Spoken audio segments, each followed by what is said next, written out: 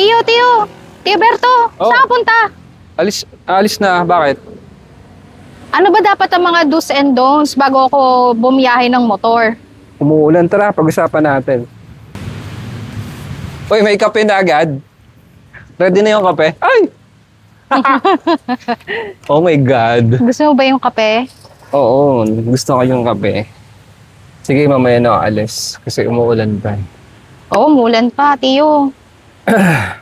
Alam mo, saktong-sakto yung tanong mo and yung topic natin for today. Kasi may nag-comment sa isa sa video natin na mag-post daw or gumawa daw ako ng content about do's and don'ts sa pagmumotor. So, andito yung comment. So, ayun, sana mapanood niya. So, going back sa questions mo. So, do's and don'ts sa pagmumotor. So, basically, these are for beginners and sa mga nagbabalak na pagmotor. And also, reminder na din to sa mga nagmumotor na. So, unang-una is mag-helmet and proper gears. Diba? Tulad nitong suit ko, padded to. So, at least if ever man may mangyari sa akin, like mag-slide, hindi inaasahan, protected ako, hindi ako masyadong magagasgasan. Helmet, napakahalaga ng helmet and gloves. Hindi porket, diba, dyan ka lang, hindi ka na mag-helmet kasi madami na ako nakita na na-aksidente na walang helmet. And wala masabi, medyo napaka-morbid kasi ng mga nakikita ko. So, make sure na protected ka. Any questions on that first do's? Tio Berto, ang mahal naman kasi ng mga gears na yan. Oh, may mga mura naman, may affordable and quality naman. So, you just have to make sure na maghahanap kayo sa marketplace, sa online, and may mga review naman yan. Tulad nitong helmet na to. So, this is Nomad by Spider. So, okay siya. I think this is around 3,000 to 4,000 pesos. But it's a great helmet na. Yes, medyo mahal siya. Pero kasi mas mahal pa rin kasi yung, 'di ba, magpagamot, ma-hospital ka, mabalian ka ng buto, mas mahal yun, orthopedic, 'di ba? Ayun, any other questions? Okay na ako. So, pangalawa, ang second natin is check your bike bago tayo mag-ride. Ano ibig sabihin nun? Tignan mo lang yung bike mo, 'di ba? Nitigan mo lang. Okay na yan, hindi, biro lang.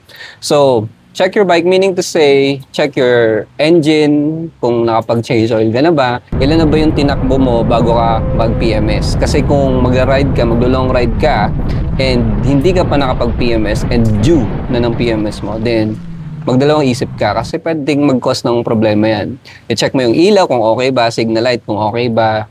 Isa pa is yung chain, yung may mga kadenang motor. Make sure na malinis yung kadena nyo, hindi kinakalawang kasi minsan napuputol yan in the middle of the ride. So mahirap masiraan. Magdala ka rin ng mga kit. May binili ako doon na pang if in case magbutas yung gulong is pwede kong maayos DIY yung electric na pambomba or inflator and then yung pang pasak yung ginaganon. So may mga ganong mabibili sa Shopee. So, just make sure that your bike is ready before your ride. Especially pag long ride, mga loop. So, ayun. Okay, so pangatlo madaming madaming lumalabag dito. So, make sure that you observe traffic rules, di ba? Walang masama kung huminto ka or magdaan-daan ka sa stoplight. Kasi minsan malapit na mag-red yung traffic light, dumidiretso ka pa rin. Ang nangyayari is yung mga kasalubong mo, yung dapat na nag-go na and pinilit mo pa. Doon nangyayari yung mga aksidente na hindi natin inaasahan. So, make sure na alam mo yung traffic signs, magbasa ka, mag-review ka. Lalo na yung mga yung mga alam mo na yun, under the table na lisensya, aralin niyo yung traffic signs kasi napakahalaga niyan. May madaming nabibiktima ng no U-turn, di ba? Nag-U-turn pa rin, tapos nahuhuli, tapos kamot ulo na lang. So yun, pangapat, stay visible and alert. Ano ibig sabihin nito? So, pag nagmumotor ka, mag-hi ka sa lahat ng sasakyan. Dito ako, nagmumotor ako. Hindi. Pinakasimple dyan, magsuot ka ng may kulay or reflectorizer or gumamit ka ng ilaw, lalo na sa gabi. Kasi aminin natin, yung mga motor, hindi agad-agad nakikita yan. So, make sure that you are visible before you overtake or before you make any turns. Mag-signal light din. Kasi lalo na pag malalaki yung sasakyan, like mga bus, trucks, kotse, minsan nga kotse, hindi ka mapapansin yan eh. So make sure na alam nila na mag-overtake ka para hindi ka nila masagi. And maiwasan natin yung mga aksidente. Okay, panglima, respeto natin yung kapwa nating mga motorista. And do not practice your right of way. So ano ibig sabihin na to? Kahit alam mo na nasa tamang linya ka at alanganin naman talaga, di ba? Huwag na natin ipilit, magbigay na lang tayo. Kasi yun ang mostly cause ng accidents sa panahon ngayon, yung pinipilit yung karapatan. Minsan guilty ako dyan, pero masasanay ka rin na kailangan mo lang maging cool, huwag masyado mainit yung ulo. Patience is the key sa pagdadrive. Pag kinat ka bigla, okay lang, di ba? Okay lang, sige na, hayaan mo na. Do not chase road rage. Pag sa tingin mo na pag road rage sa'yo yung isang motorista, umiwas ka na lang or bagalan mo, huwag ka na pumantay. Kasi yung, I think this is most recent, yung sasakyan na inararo yung mga nakamotor, di ba? So, yun yung mga case na dapat natin iwasan. Tio, ano naman yung dapat kong iwasan or dapat na hindi gawin pag nagmamotor ako? Yung mga don'ts. Okay, unang-una, huwag kang basta lang mag-overtake. So meaning to say, be a defensive driver. Make sure na clear yung way mo bago ka mag-overtake and uulitin ko ulit, visible ka dapat sa ibang motorista. Lalo na yung mga naka-kotse, naka-truck, naka-bus or malalaking sasakyan para safe ka. So pangalawa, ito madami ko nakikita na ito. So mahilig silang mag-cellphone habang nagmumotor. So wag nating gagawin yan. Kung kailangan mo mag-cellphone, please lang tumabi ka, doon ka mag-cellphone. Kasi napakadelikado niyan, di ba? Pag nag-drive ka, lalo na pag nagmumotor ka, dapat alert ka, dapat focus ka kasi yung motor, konting sagi lang, pwede ka na matumba, pwede ka na ma-aksidente. Okay, pangatlo. So, pangatlo, huwag tayong masyadong mayabang sa kalsada kasi yung pagyayabang is hindi yan armor, hindi yan protective gear. So, just always be humble. Again, patience.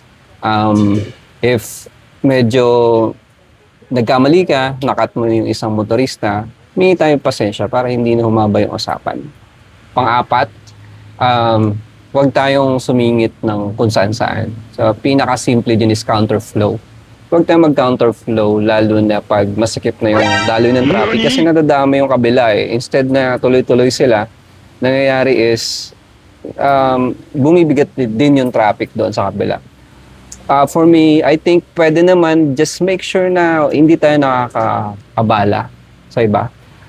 And dapat as a rider, as a driver, alam natin yung mga guhit sa kalsada kasi hindi yan nandyan para lang may masabing may guhit. So may meaning yan. Pinaka-simple is yung double yellow lane. So dapat alam mo yan kung that's basically it gives you a signal na bawal ka mag-overtake at delikado. Wag din nating, Diyos ko naman, ang dami ko nakikita nito, bangketa. Maya naman kayo, tao yung dumadaan dyan, hindi mga motorista. So wag natin gamitin yung bangketa para overtake. Mag-antay tayo. Disiplina and respeto lang. Okay, pang-5, pinaka-last sa aking listahan. So wag tayong umalis ng walang papeles like rehistro and lisensya. Kasi pag madaming checkpoint dito, diba? Kamot ulo ka na lang talaga pag nahuli ka. Napakahalaga nun. At lalo na, bakit mahalaga? Kasi madaming mga nagnanakaw ng sasakyan, mga motor, diba? So, kung wala ka ng mga papeles na ganun, pwede kang mahuli at mahold yung motor mo ng mga police, LTO, or kung sino mga officer ng government. na nagpapatupad ng batas. So, napakahalaga nun. Ang dami ko na napapanood na, oy, dito lang ako sa malapit eh. Pumili lang ako ng suka. Ganun. Hindi rason yun. So, make sure na you have your documents ready. Lagi nyo lang ilagay kung may mga U-box kayo, ilagay nyo doon, or may bag kayo. Just make them available sa mga checkpoint.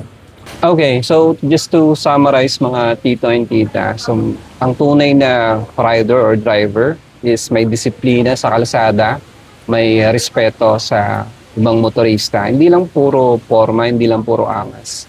So lagi tayong mag-iingat sa kalsada, alamin yung mga kailangan mo bago mag-drive, i-check lagi yung sasakyan kung they are roadworthy ba.